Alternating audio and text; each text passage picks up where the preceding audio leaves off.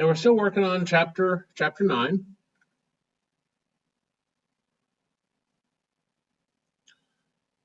Here's this character at that we looked at.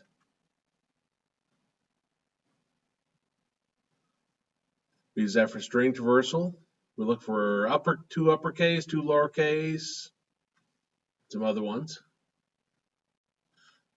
So continuing on, there's a substring. And the substring method returns a new string, copies letters from an existing string starting at the given index. For example, on this.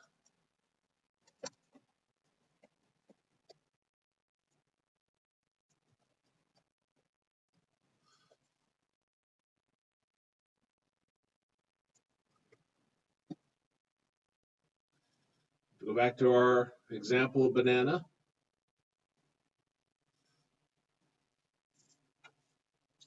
When you do fruit.substring 0, that starts at index 0. So it returns from 0 to the end of our string. When you do fruit substring 2, that starts at our second index right here. So that's going to return Nana. And then fruit.substring 6, well, there is no 6. 6 would be over here. It returns an empty string.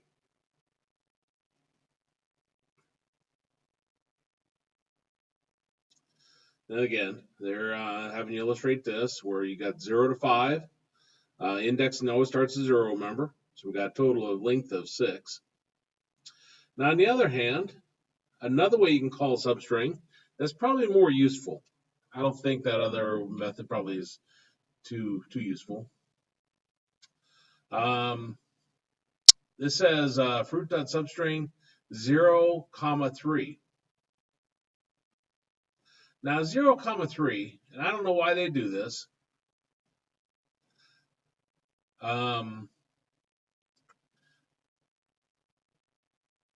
And they probably say it somewhere.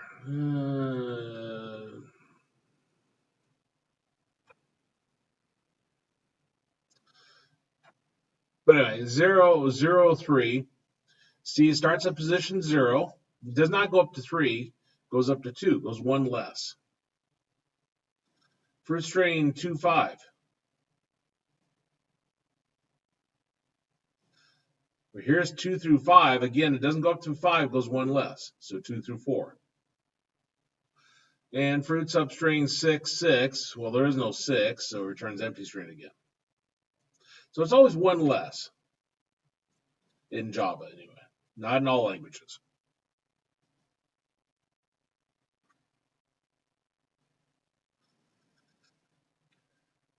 Now let's see where this could be used at. This is making some assumptions.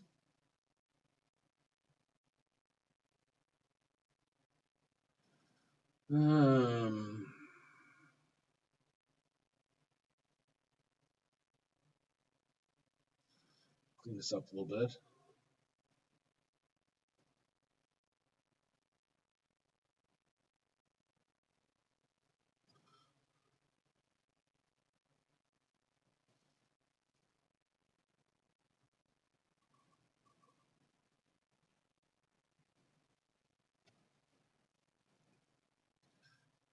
Okay, there we go.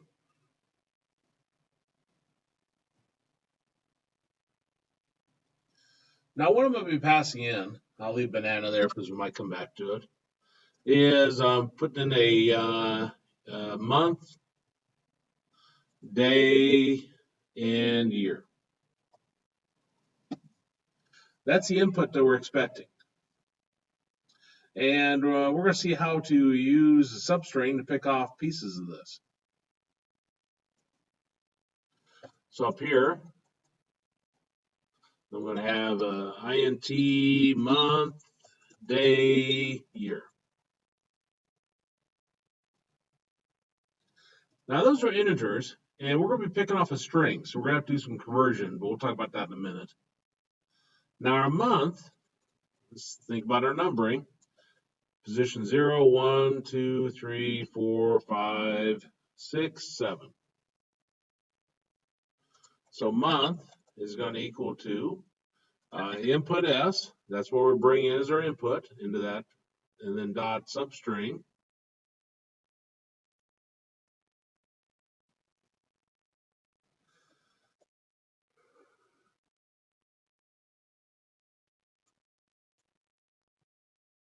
It doesn't want to pop up. I'm pretty sure it's this substring. And then we'll start at position 0. And we would think we'd go through position 1.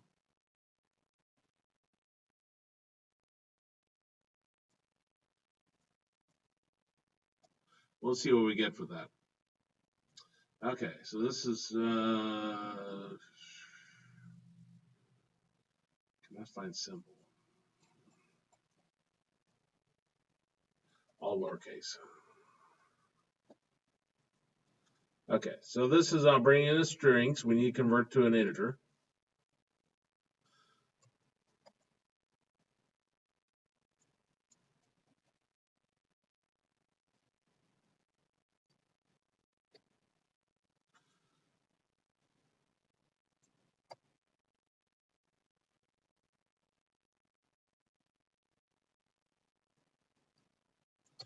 I'll get it eventually.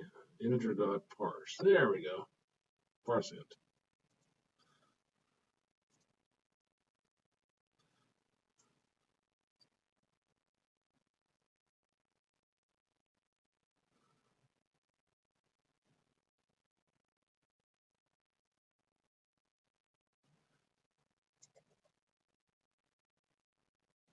Now let's just write that out to the answer. So output S equals to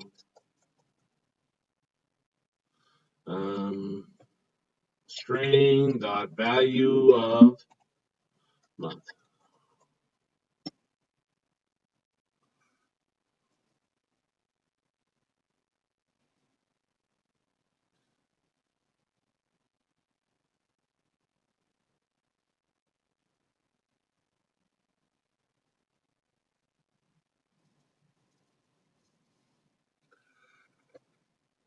Okay, 102865.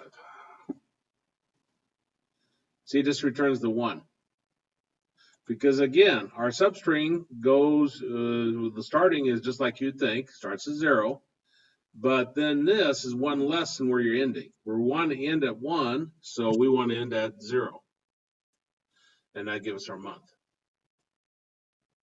Okay, so now that we actually have seen what I've been talking about, day is equal to integer.parse int input s dot substring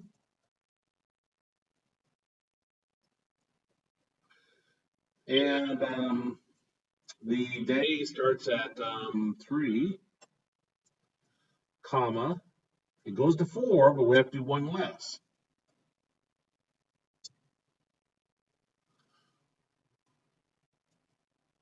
And year is going to equal to integer dot parse int input s dot, there it goes. I just press escape to get those to go away. Year starts at position 6, and it'll go to 7, but we have to go 1 less.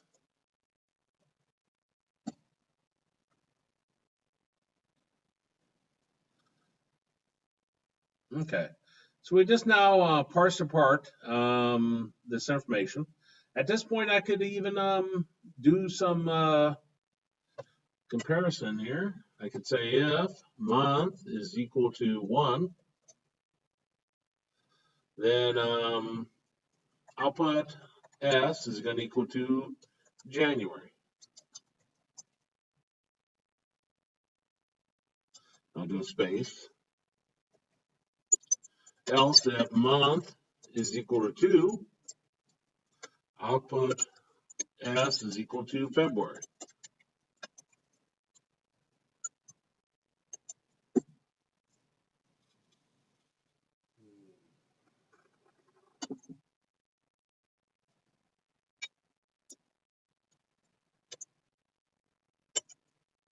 March, April, May, June, July, August, September, October, November, and then the last one will be December. Since there is no other months.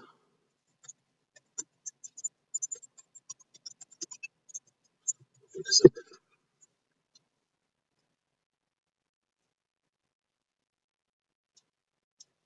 3, 4, 5, 6, 7, 8, 9, 10, 11,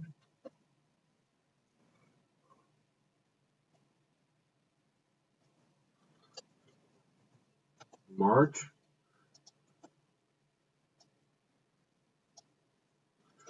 April,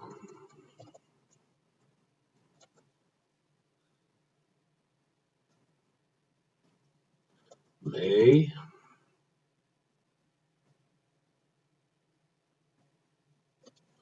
June,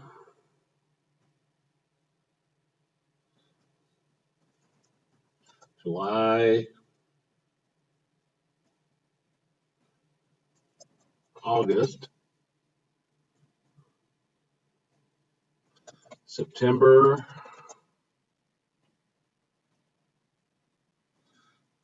October,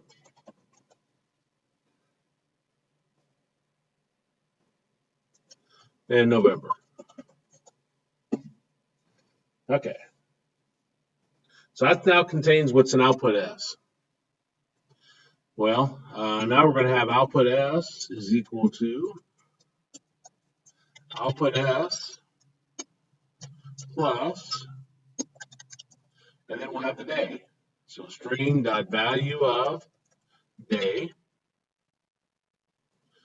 plus, and we're going to have a comma and a space, and then the year. String dot value of year.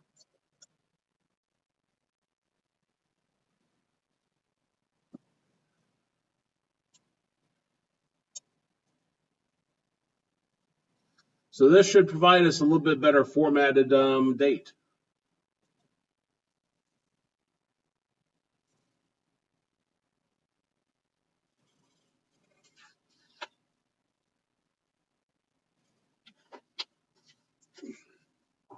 Although I probably won't be able to see it all.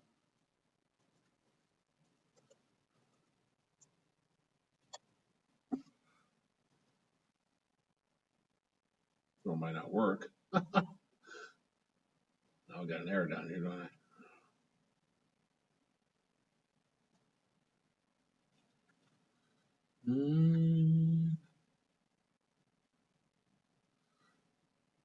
Input string.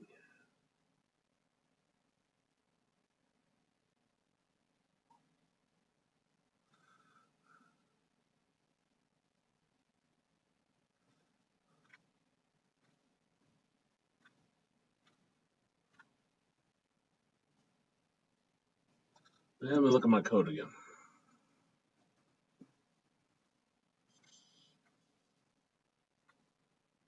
Okay, month, day, years, integer. Okay.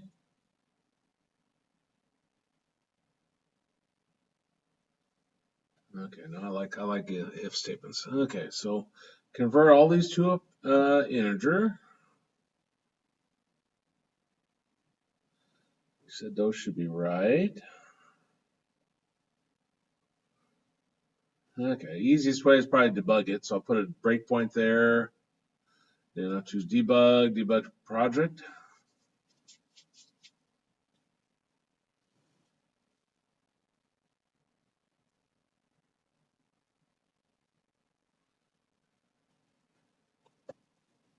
.10.28.65. Click run. Okay, so I'm right here.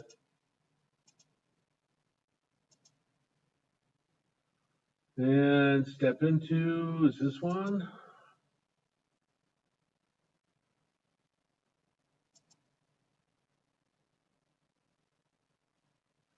want to do a run to the next.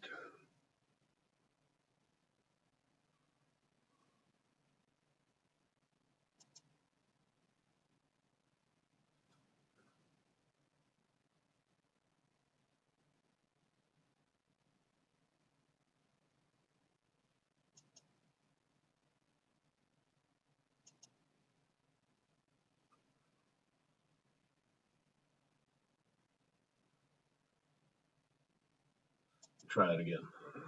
Oh, what I did wrong? My debugging. Let's see. Debug project.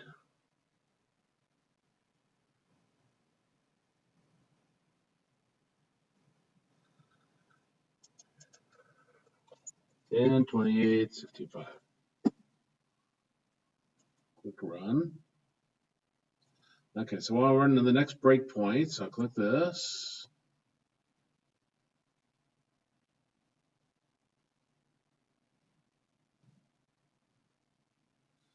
Is that where it's actually bombing off?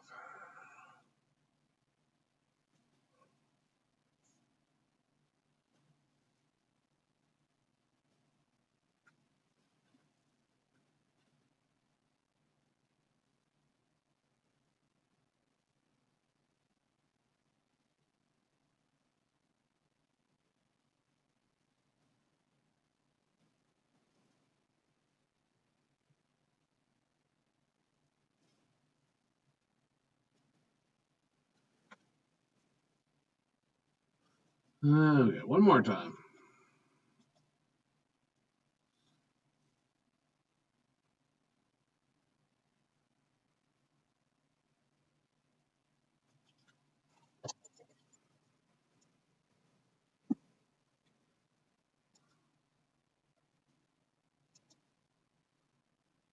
Okay.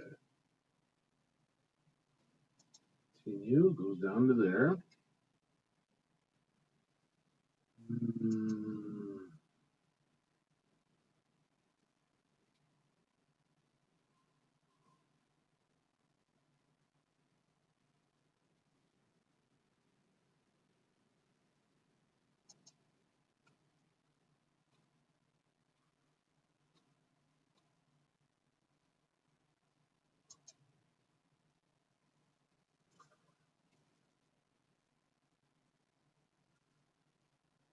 10, 20, 65.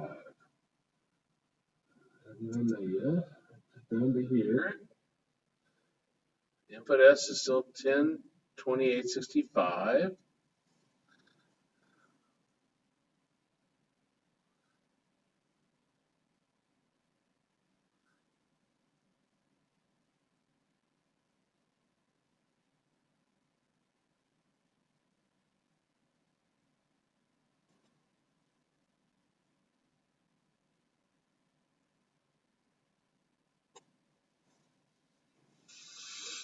Oh.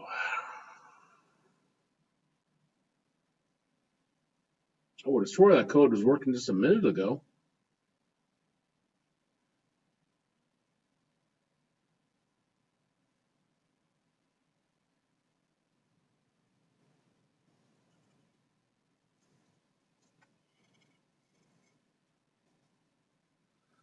Okay, string temp.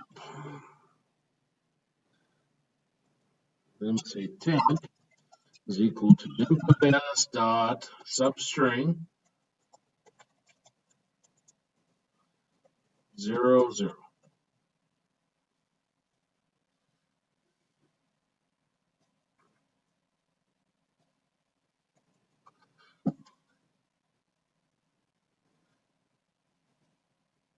Okay, so let's debug it again.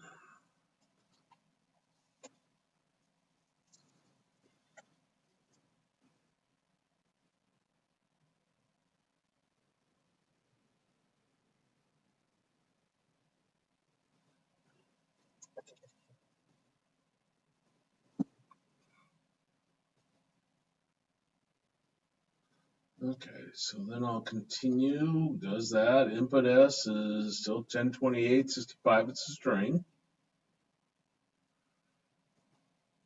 Get down to temp.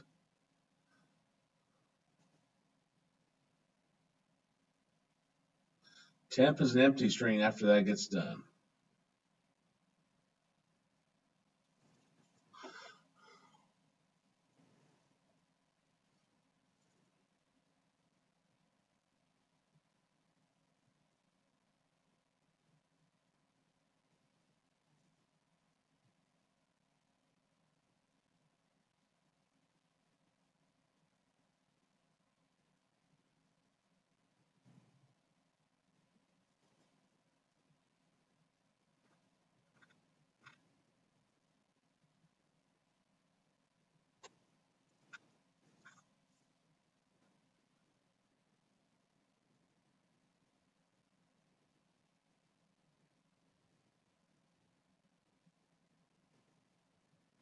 Yeah, but if I put a 1 in there. I swear that I printed out the result of the month and it was correct. Maybe I'm wrong. Maybe I woke up this morning.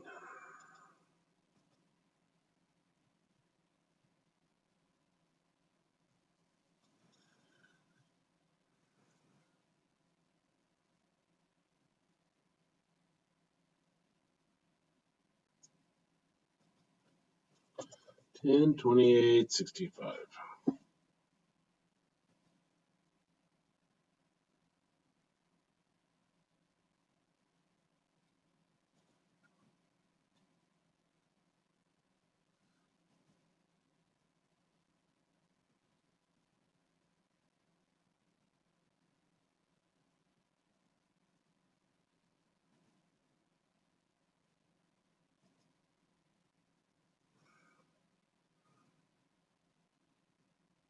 Okay, so I don't have anything else for running. Debug project.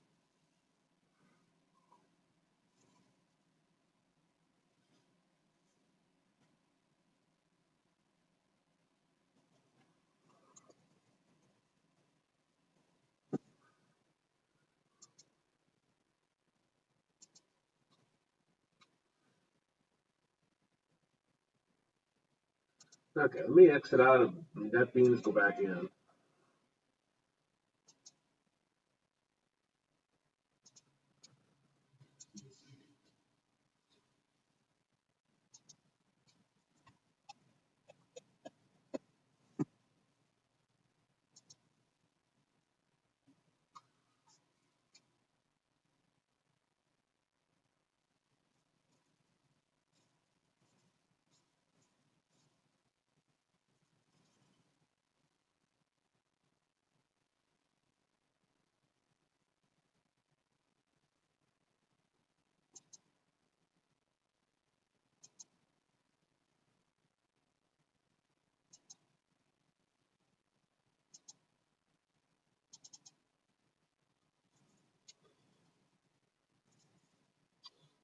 Breakpoints are still there.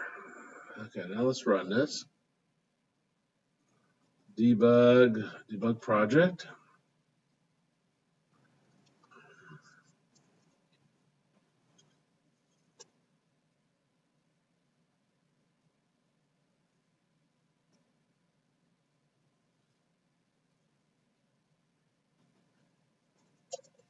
Ten 28 65.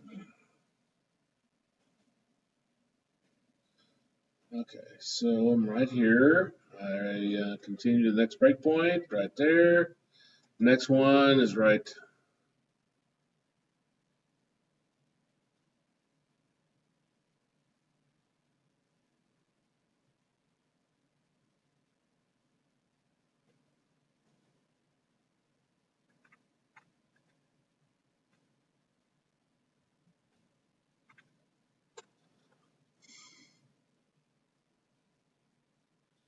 Okay.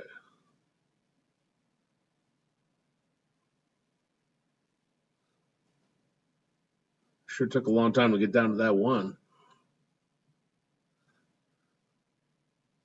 Temp is now 1.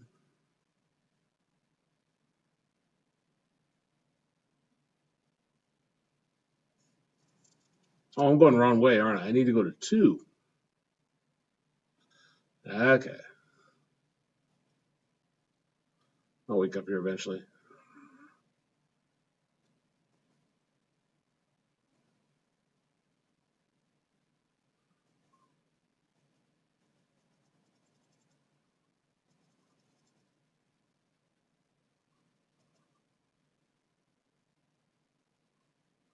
Okay, so 2,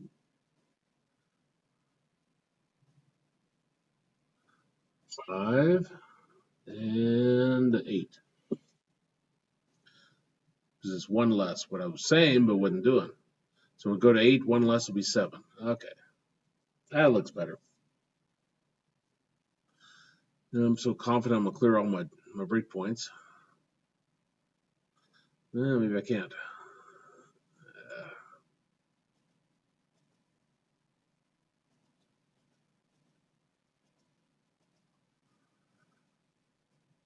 No, that's wrong.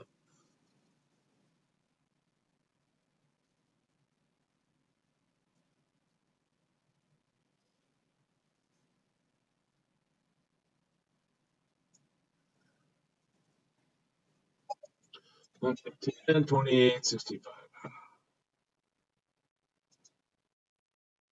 There she goes. What is the problem with this? If I put in 3, 4, 19, blows up because it tries to pick off the first 2 characters, and the first 2 characters are 3 and a slash. Well, that's coming up here shortly. But that shows you the substring, how you can pick off part of a string.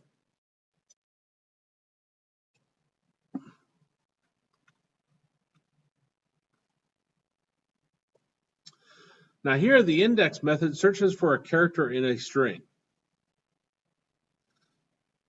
And specifically, the one we want to look at is this one right here. When you put a number in there, that indicates we're in the string to start looking.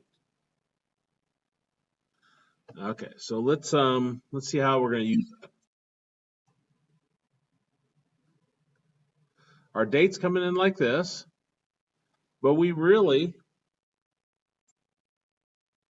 don't know if it's going to be 1 digit, 2 digits, so forth. So what we're going to do is we're going to find a position of the first flash. So I'm going to have some strings up here. And I'll have second slash. First slash. I just simply say /1, /2.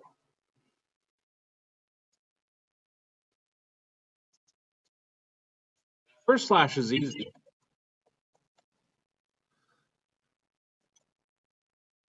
That's this index of.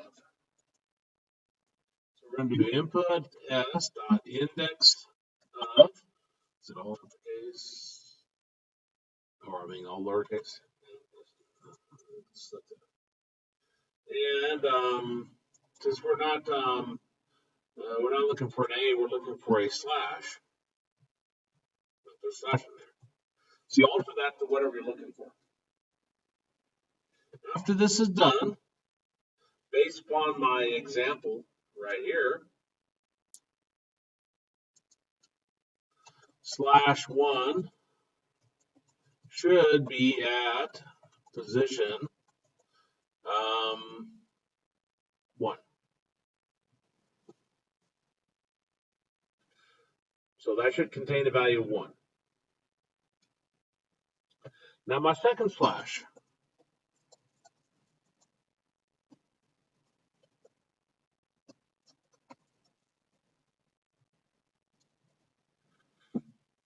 Now if I do this, when you do the index of and just a single character, this always starts from your start of your string. So this is going back to the beginning of input S, and it'll return 1 again. It'll return 1 all day long, no matter how many of those I put in, unless I tell it where to start looking. Now I can hard code this. I could put 2 in there, and that says start looking at position 2 and going to the end, looking for a slash, which is fine, but this is hard coding a value. And we may find that we may have 1/5/ whatever. So you can't hard code it like that. Remember, /1 is at position 1, which is the slash here and this position 1. So we always want to look at the next one to the right. So instead of hard coding that, I'm going to hard code, or not hard code, but I'm going to put in /1 plus 1. Now remember, /1 is a 1. 1 plus 1 is 2, so that means this will start looking from position 2 on for the next slash.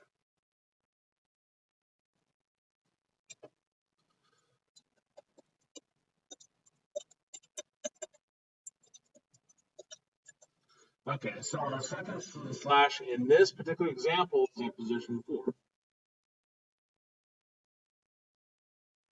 Okay, so we're going to use those to help us figure out how to pick off this information.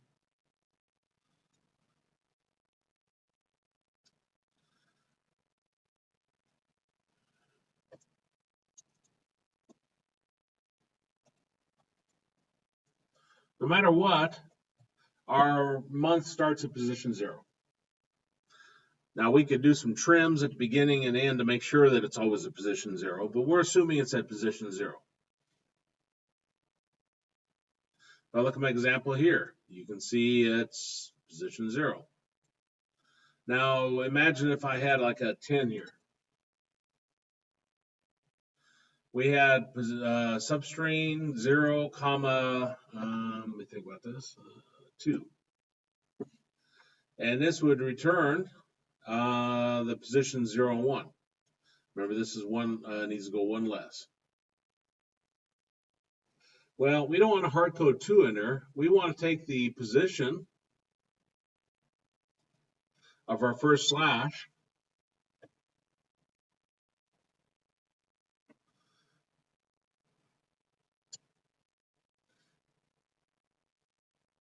and put it right here.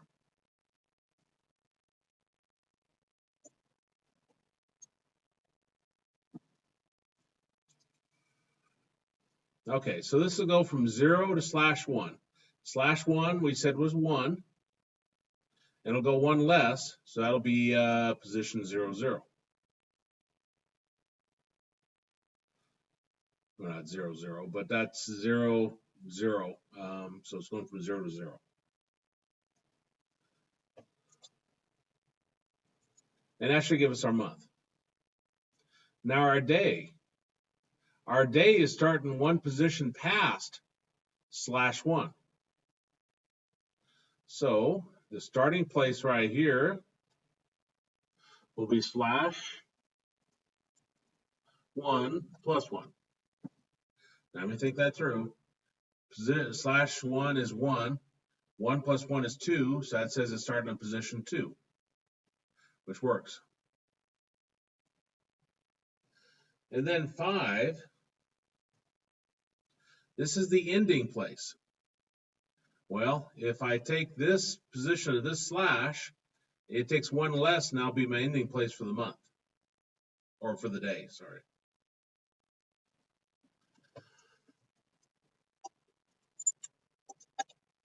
/2. Now my year. It's going to be my second slash plus 1 is my starting place.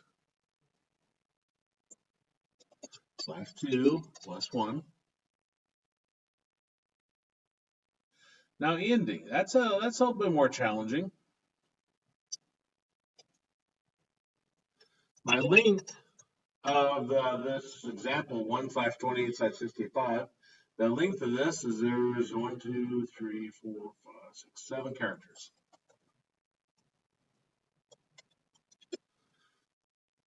And you notice it goes to 6 for the year, so which is 1 less than my length. So it looks like what I can do is replace this 8 with the input as dot length, or get length, or length.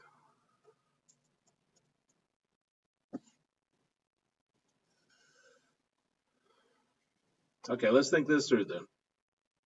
This example I have here, 1/28/65. We said the first slash is at position 1. That's right. Second slash would be at position 4. Okay.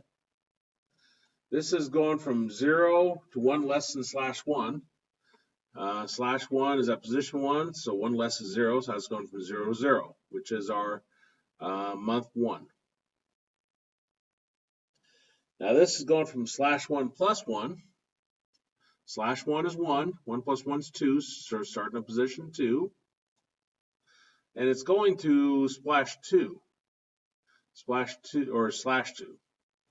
/2 is 4, so it goes 2 to 3. Okay, so that seems reasonable. This is /2 plus 1. /2 is position 4. 4 plus 1 is 5. So I'm starting at position 5, which works out with my 66 and my 65. And it's going to the length. Length is 7, so it goes 1 less, so it's 6. So that's going 5 to 6. Okay, so that should work. I could try plugging in different value here. My position, my first slash would now be 2. Second one would be 5. And my length would be 8 characters. So I could run through this scenario here, checking that. But I'm pretty sure it's right. We'll see when I run it.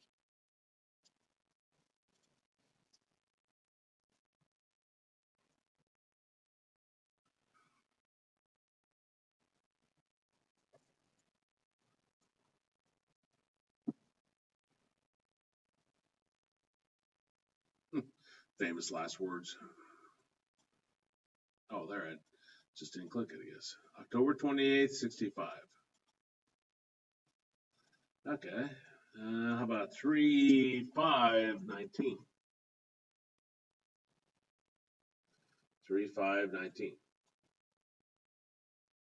Of course, you can see the problem is putting a 2-digit year, and we can handle that different ways.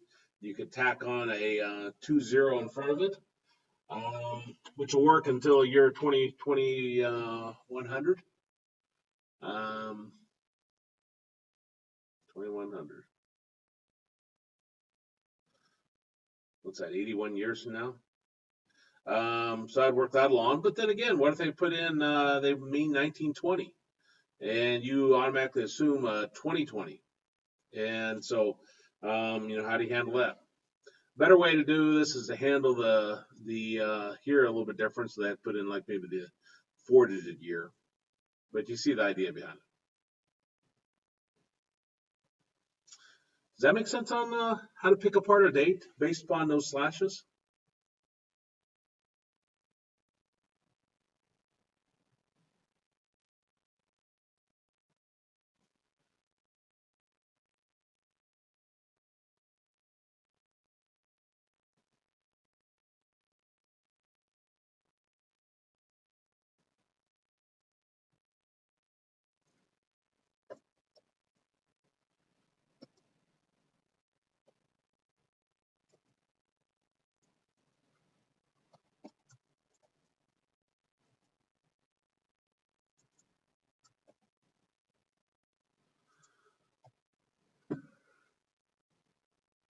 Okay, I'm in Excel.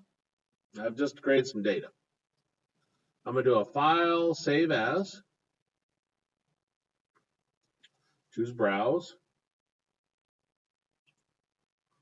I'm going to do documents, which is fine. I'm going to change this to CSV, comma separated value is what that stands for.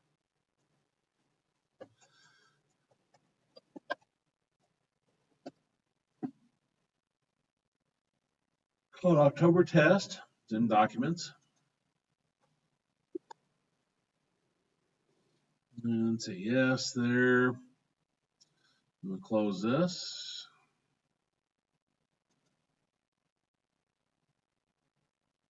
I don't know why it asked me that, but I've already saved it. I always save it again just in case. But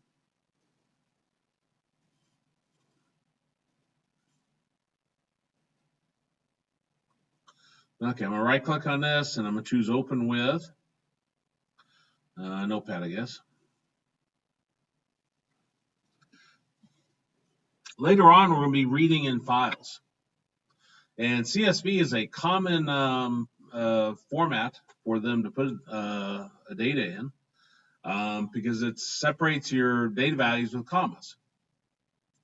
Problem with that is that you see here, 8 here takes 1 place, 33 here takes 2 places.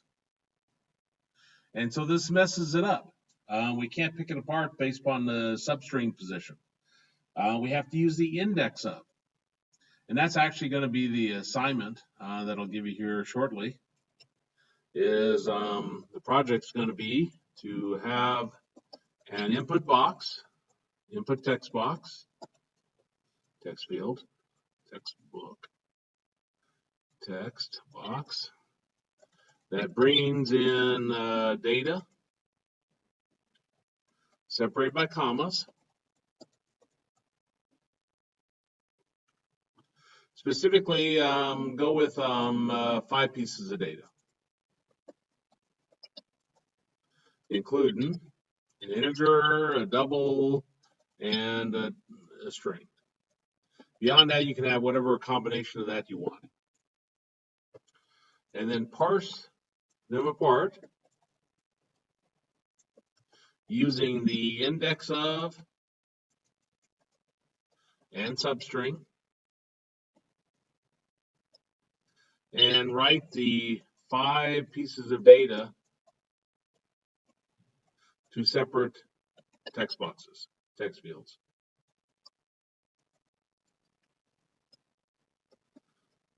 So if I, for example, 22 Sally, Main Street, 512.3, 2, 3, 4, and 7.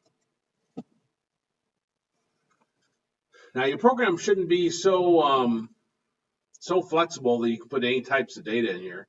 We're assuming in this case you put an integer first, comma, string, comma, string, comma, double, comma, integer. Now you can pick whatever combination that you want, but I want you to be able to pick those apart. So when you're all said and done, your first text field should say 22. Second one should say Sally. Third one should say Main Street. Fourth one should say 512.3, and the fifth one should say 7.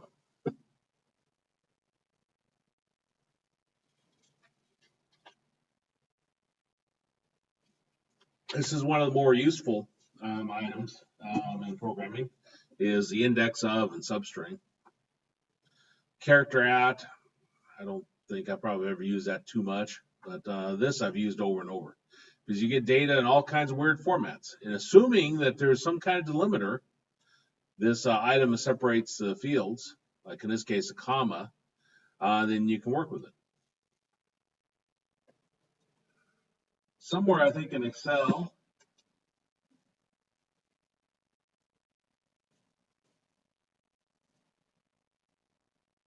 there's a way to specify the delimiter.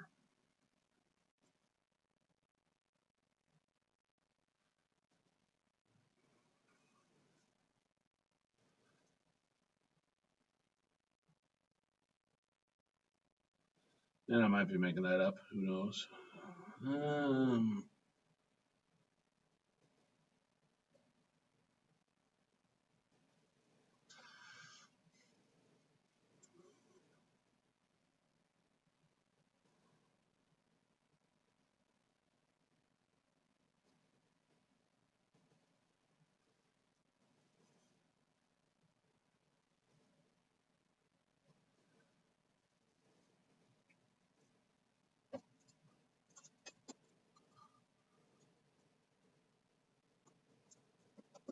Save as CSV, change delimiter. Specify delimiter.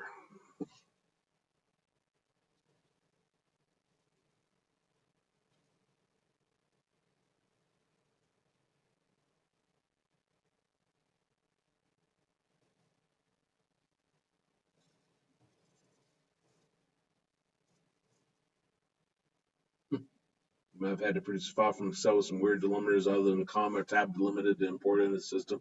Here's a trick on how to do that.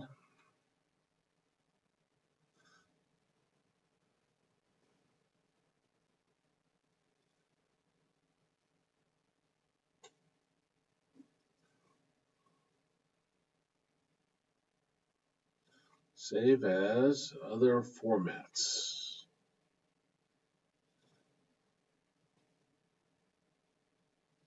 If you open up Control Panel, Region Language, and click the Additional Settings button on the bottom,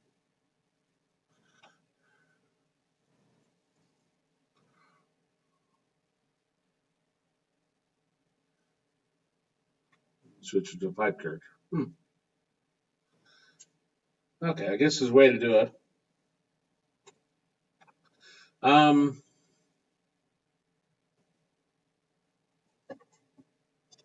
Let's see.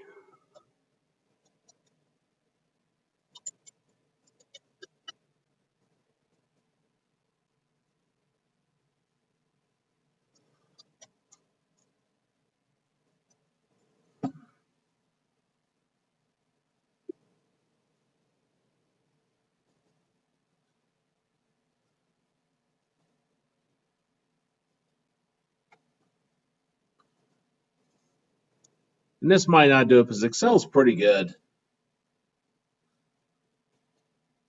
We'll see if it was smart enough.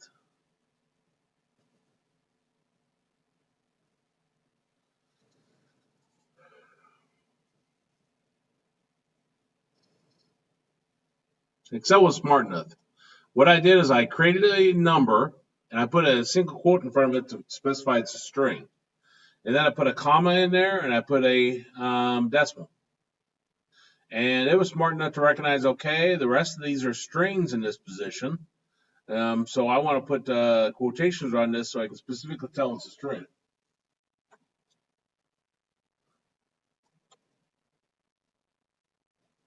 Of course, there's a problem with that. If we're doing our code that we have written, and there's libraries that do this for you, by the way. We're just learning to work with strings. Here's my first comma. Here's my second comma. And here's my third comma. So in this last one, I got 3 separate commas. But if you look at the rest of these lines, there's just 2 commas. So the hard coding we're doing would not work in this particular example.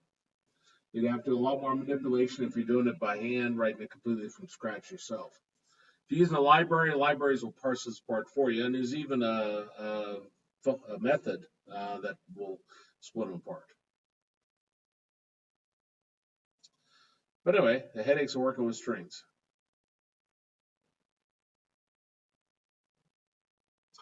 Sometimes you have to write things in certain formats.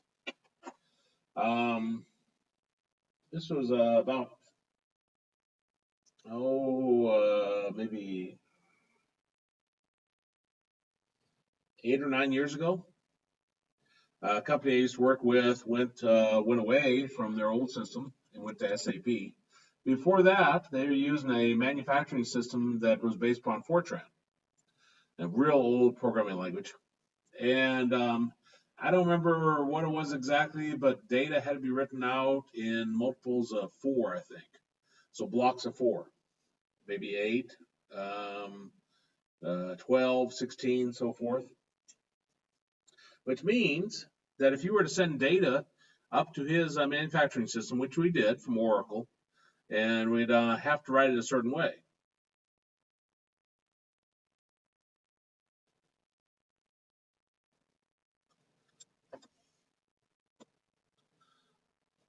Like if we set this up to him.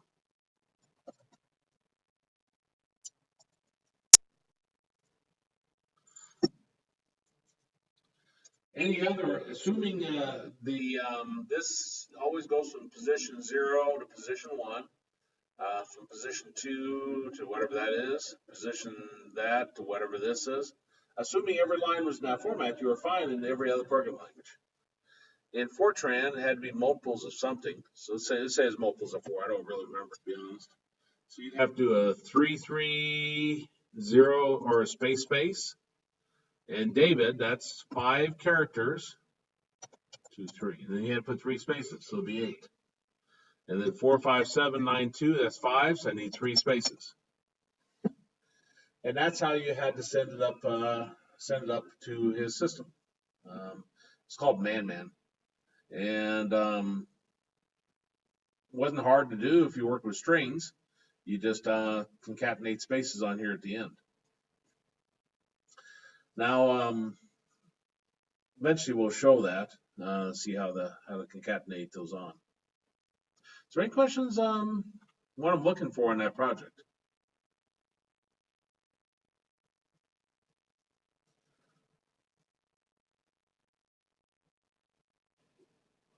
Okay.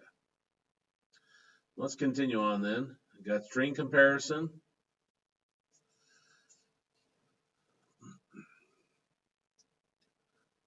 Now this is equals.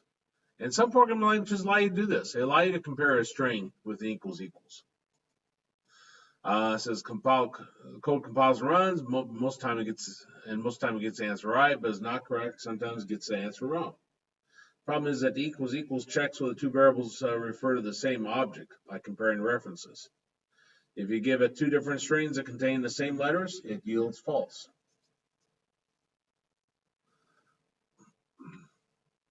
Right way to compare strings is with the dot equals. So you have your first string name, dot equals, and then inside of parentheses your second string name.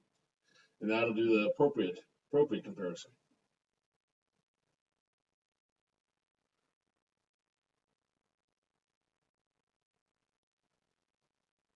What's this? I don't think I've used compare to before. That's not one of those ones you see a whole lot. If strings differ, we can use compare to see which comes first in alphabetical order.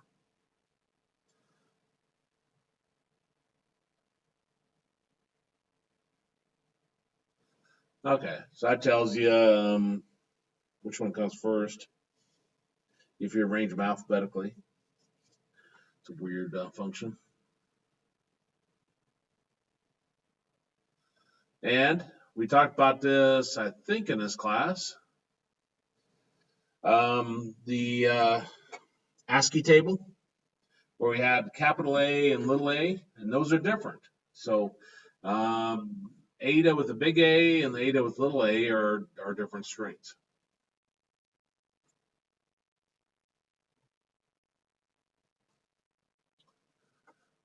Let's see, what are they doing here? They're bringing in hour and minute, and then tacking it on here, AM, PM. And this is assuming it's coming in like military time, like 1700 hours. They put 17 in for hours and 0 for minutes. So 1700 is not less than 12. So it comes down here. It's PM, and figure the hour. Hour is 17 minus 12, which would give me 5 o'clock.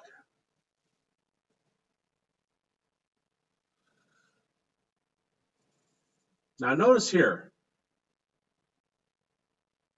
this is how you can do your string format. Looks similar to the printf we looked at before.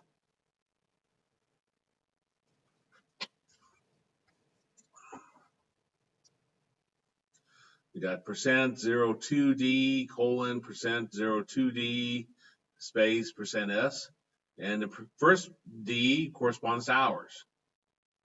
So it always makes sure it takes up two characters or 2 positions. Well, let me think. Is that what that means? 02. Yeah, that's what that means. And minutes 02. So again, and then AM PM is hard coded up here to always be 2 characters, either AM or F or PM. So there's no need to specify a size down there. This is in Fortran where we could have had we could use this to already put it in the correct format.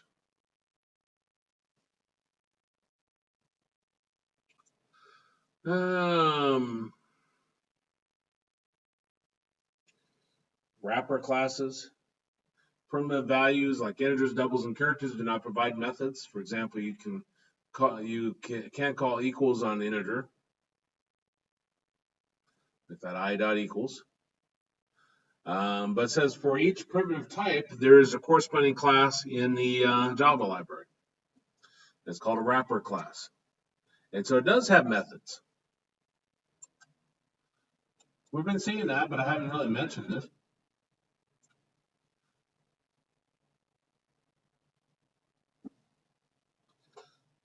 That's this right here.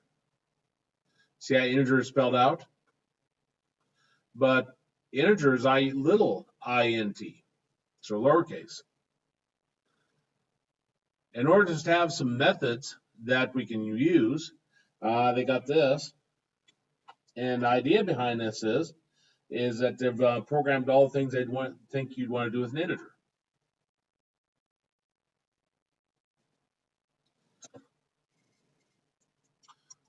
So test I, and integer dot. Here's how you get an integer from a string. Decode, I have no clue what that does. Bit count, I suppose counts the number of bits. They try to make it user friendly so you can tell what in the world it's doing. Max and min, finds the max two numbers, min of two numbers, if I had to guess. Number leading zeros, tell us number leading zeros. Trailing zeros,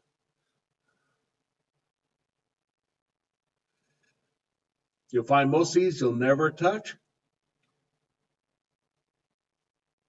There's actually a value of right there.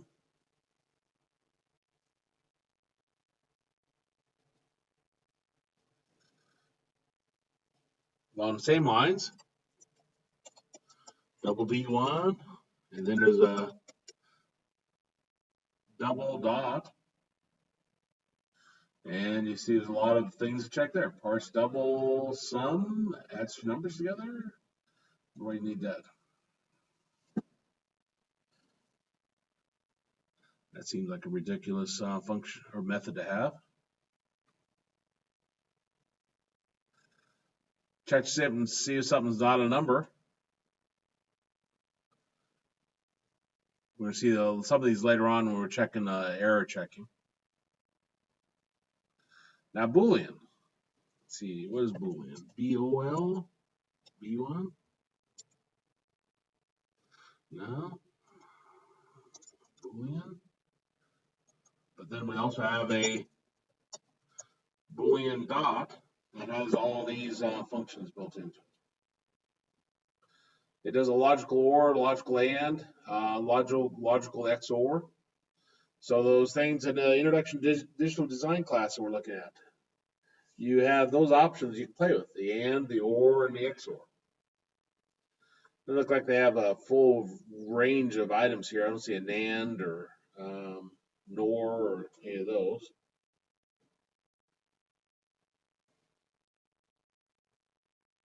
Does that make sense, the difference between the data type and then the wrapper class?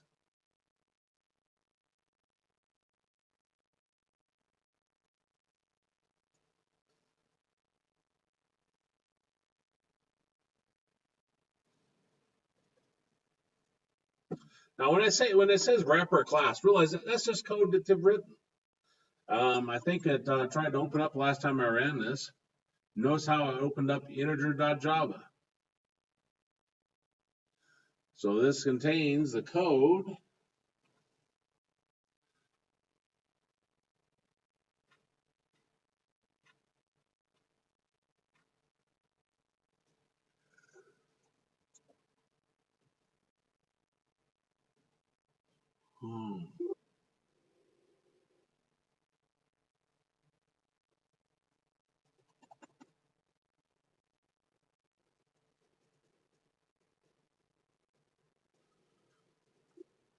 It's parse double.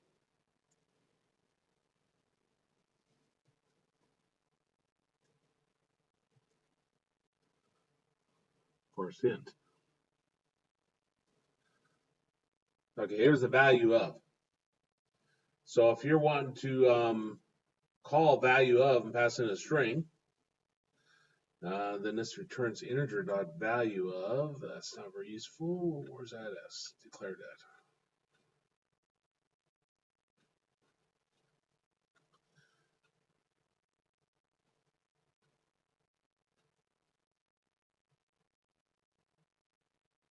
Here's integer cache, whatever that does.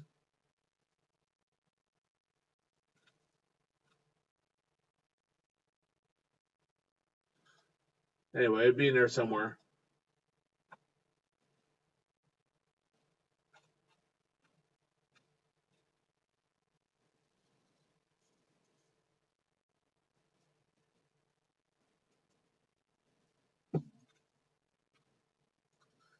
That's what the parse int is we're using. String.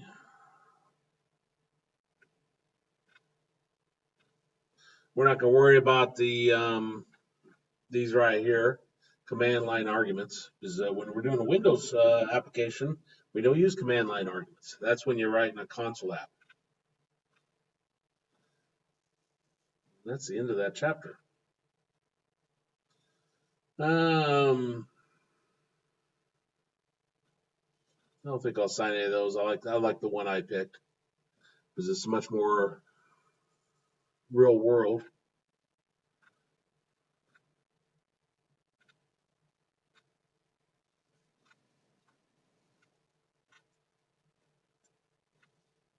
Next time we'll get into objects. So we'll go ahead and stop there. If you have any questions, and use this time at the end, then I'll answer whatever you have. But otherwise, we're done for today.